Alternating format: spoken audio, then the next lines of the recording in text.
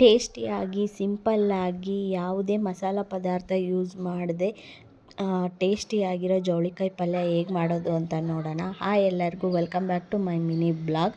ಇವತ್ತು ನಾನು ಜವಳಿಕಾಯಿ ಪಲ್ಯಕ್ಕೆ 1 ಈರುಳ್ಳಿ, 2 ಟೊಮೊಟೊ, 5 ಮೆಣಸಿನ್ಕಾಯಿ ಮತ್ತು ಸ್ವಲ್ಪ ಕರಿಬೇವು ಇದಿಷ್ಟು ತಗೊಂಡಿದ್ದೀನಿ. ಅದನ್ನು ಚೆನ್ನಾಗಿ ತೊಳೆದು ಹೆಚ್ಕೊಂಡು ಜವಳಿಕಾಯಿನೂ ಚೆನ್ನಾಗಿ ತೊಳೆದು ಅದನ್ನು ಬಟ್ಟೆಯಲ್ಲಿ ಒರೆಸಿ ಆಮೇಲೆ ಚಿಕ್ಕದಾಗಿ ಹೆಚ್ಕೊಂಡಿದ್ದೀನಿ. ಒಂದು ಬಾಣಲಿ ಇಟ್ಟು ಅದಕ್ಕೆ ಸ್ವಲ್ಪ 2 ಸ್ಪೂನ್ ಆಗೋವಷ್ಟು ಎಣ್ಣೆ ಹಾಕಿ ಅದನ್ನು ಫ್ರೈ ಮಾಡಬೇಕು. ಹೊಂಬಣ್ಣ ಬರೋವರೆಗೂ ಫ್ರೈ ಮಾಡಬೇಕು. ಜವಳಿಕಾಯಿ ಫ್ರೈ ಮಾಡಿದ ಮೇಲೆ ಅದು ಟೇಸ್ಟ್ ಚೆನ್ನಾಗಾಗೋದು. ಹಸಿ ಇದ್ದರೆ ಟೇಸ್ಟ್ ಇರೋಲ್ಲ. ಅದನ್ನು ಫ್ರೈ ಮಾಡಿ ಜವಳಿಕಾಯಿನ 2 ಸ್ಪೂನ್ ಎಣ್ಣೆ ಹಾಕಿದ ಮೇಲೆ ಸ್ವಲ್ಪ ಅದಕ್ಕೆ ಸಾಲ್ಟ್ ಹಾಕಬೇಕು. ಆವಾಗಾದರೆ ಚೆನ್ನಾಗಿ ಫ್ರೈ ಆಗುತ್ತೆ. ಅದನ್ನು ಸ್ವಲ್ಪ ಫ್ರೈ ಮಾಡಿದ ಮೇಲೆ ಅದಕ್ಕೆ ಸ್ವಲ್ಪ ಮುಚ್ಚಳ ಮುಚ್ಚಿದರೆ ಅದರೊಳಗೇ ಆವಿ ಇಟ್ಕೊಂಡು ಚೆನ್ನಾಗಿ ಬೇಯುತ್ತೆ. ಈ ಥರ ಹೊಂಬಣ್ಣ ಬರೋ ತನಕ ಫ್ರೈ ಮಾಡಿ ಒಂದು ಸೈಡಿಗೆ ಎತ್ತಿಟ್ಕೊಂಡು ಅದೇ ಬಾಣಲಿಗೆ 2 ಸ್ಪೂನ್ ಎಣ್ಣೆ ಹಾಕಿ, ನಂತರ ಎಣ್ಣೆ ಕಾದ್ಮೇಲೆ ಸ್ವಲ್ಪ ಸಾಸಿವೆ, ಆಮೇಲೆ ಸ್ವಲ್ಪ ಜೀರಿಗೆ ಹಾಕಬೇಕು.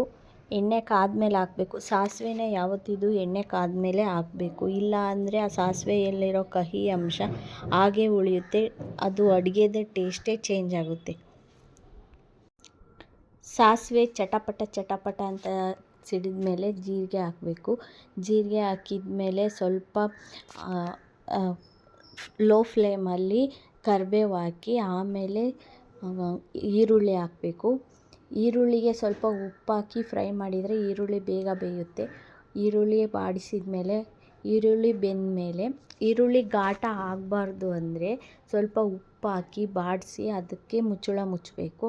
ಮನೆಯಲ್ಲಿ ಘಾಟನೂ ಆಗಲ್ಲ, ಈರುಳ್ಳಿ ಬೇಗನೂ ಬೇಯುತ್ತೆ.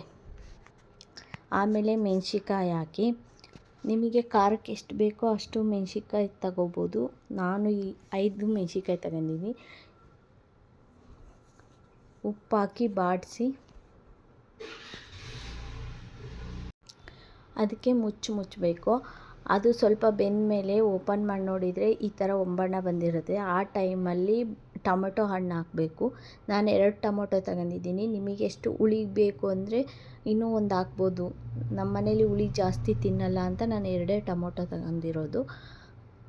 ಇದು ಟೊಮೊಟೊ ಹಣ್ಣು ಅಷ್ಟೇ ಸ್ವಲ್ಪ ಇದನ್ನು ಆದಮೇಲೆ ಬಾಡಿಸಿದ ಮೇಲೆ ಅದಕ್ಕೆ ಮುಚ್ಚಬೇಕು. ಬೇಗ ಬೇಯುತ್ತೆ.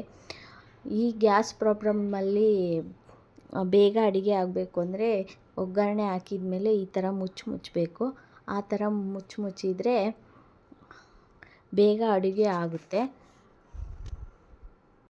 ಟೊಮೊಟೊ, ಈರುಳ್ಳಿ, ಮೆಣಸಿನ್ಕಾಯಿ ಮುಕ್ಕಾಲು ಭಾಗ ಬೆಂದಿದೆ ಅಂದಾಗ ನಾವು ಹುರಿದಿಟ್ಕೊಂಡಿರೋ ಜವಳಿಕಾಯಿನ ಅದಕ್ಕೆ ಮಿಕ್ಸ್ ಮಾಡಬೇಕು. ಅದಕ್ಕೆ ಸ್ವಲ್ಪ ಮಿಕ್ಸ್ ಮಾಡಿ ರುಚಿಗೆ ಎಷ್ಟು ಬೇಕೋ ಅಷ್ಟು ಉಪ್ಪು ಹಾಕಬೇಕು. ಅದನ್ನ ನೋಡಿ ಮಿಕ್ಸ್ ಮಾಡಬೇಕಾದ್ರೆ ನಾವು ಮಸಾಲ ಪದಾರ್ಥನ ಆ್ಯಡ್ ಮಾಡಬೇಕು.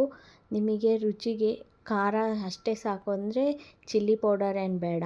ನಿಮಗೆ ಇನ್ನೊಂದು ಸ್ವಲ್ಪ ಖಾರ ಬೇಕು ಅಂದರೆ 1/4 teaspoon chilli powder, 1/4 teaspoon garam masala, 1/4 teaspoon ಮತ್ತು ಸಾಂಬಾರು ಪೌಡರ್ ಇರುತ್ತಲ್ಲ ಅದನ್ನು ಮಿಕ್ಸ್ ಮಾಡಬೇಕು. ಮತ್ತು ಇದಕ್ಕೆ ನಾವು ಸಪ್ರೇಟಾಗಿ ಟೇಸ್ಟ್ ಬೇಕು ಅಂದರೆ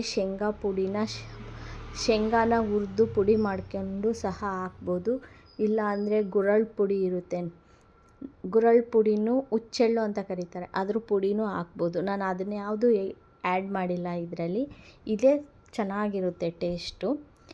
1/4 teaspoon garam masala, 1/4 teaspoon sambar powder, 1/4 teaspoon ಖಾರದ ಪುಡಿ ಹಾಕಿ ಚೆನ್ನಾಗಿ ಮಿಕ್ಸ್ ಮಾಡಬೇಕು. ಮಿಕ್ಸ್ ಮಾಡೋ ಟೈಮ್ನಲ್ಲೇ 1 1/2 ಫುಲ್ ಲೋಟನ ನೀರು ಹಾಕಬೇಕು. ನೀರು ಹಾಕಿ ಚೆನ್ನಾಗಿ ಮಿಕ್ಸ್ ಮಾಡಿದ ಮೇಲೆ ನಾನು ಇದಕ್ಕೆ ಕಾಯಿನ ತುರಿದು ಅದನ್ನು ಮಿಕ್ಸಿಗೆ ಹಾಕಿ ಗ್ರೈಂಡ್ ಮಾಡಿ ಇಟ್ಕೊಂಡಿದ್ದೀನಿ. ನಿಮಗೆ ಆಪ್ಷನಲ್ಲು ಬೇಕು ಅಂದರೆ ಒಬ್ಬೊಬ್ಬರಿಗೆ ಟೇಸ್ಟ್ ಇಷ್ಟ ಆಗುತ್ತೆ, ಟೇಸ್ಟ್ ಇಷ್ಟ ಆಗಲ್ಲ. ಇದಕ್ಕೆ ಕೊಬ್ಬರಿ ಮಿಕ್ಸ್ ಮಾಡಿದರೆ ತುಂಬಾ ಟೇಸ್ಟ್ ಕೊಡುತ್ತೆ ಜವಳಿಕಾಯಿ ಪಲ್ಯಕ್ಕೆ. ನಾನು ಅದನ್ನು ರುಬ್ಬಿಟ್ಕೊಂಡಿದ್ದೆ, ಅದನ್ನು ಆ್ಯಡ್ ಮಾಡ್ತಾಯಿದ್ದೀನಿ. ಇದನ್ನು ಇಷ್ಟು ಆ್ಯಡ್ ಮಾಡಿದ ಮೇಲೆ ಇದನ್ನು ಚೆನ್ನಾಗಿ ಕುದಿಯಕ್ಕೆ ಬಿಡಬೇಕು. ಇದು ಚೆನ್ನಾಗಿ ಕುದ್ದು ಗ್ರೇವಿ ಥರ ಆಗುತ್ತೆ.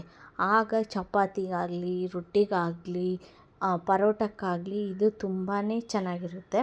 ಈ ಥರ ಗ್ರೇವಿ ಥರ ಆಗಬೇಕು. ಇದು ಇನ್ನೂ ಒಂದು ಸ್ವಲ್ಪ ಗ್ರೇವಿ ಗಟ್ಟಿಯಾಗಬೇಕು. ಈ ಥರ ಆಗುತ್ತೆ ಪಲ್ಯ. ನೀವು ಈ ಥರ ಒಂದು ಸತಿ ಟ್ರೈ ಮಾಡಿ ಜವಳಿಕಾಯಿ ಪಲ್ಯನ. Thank you for watching.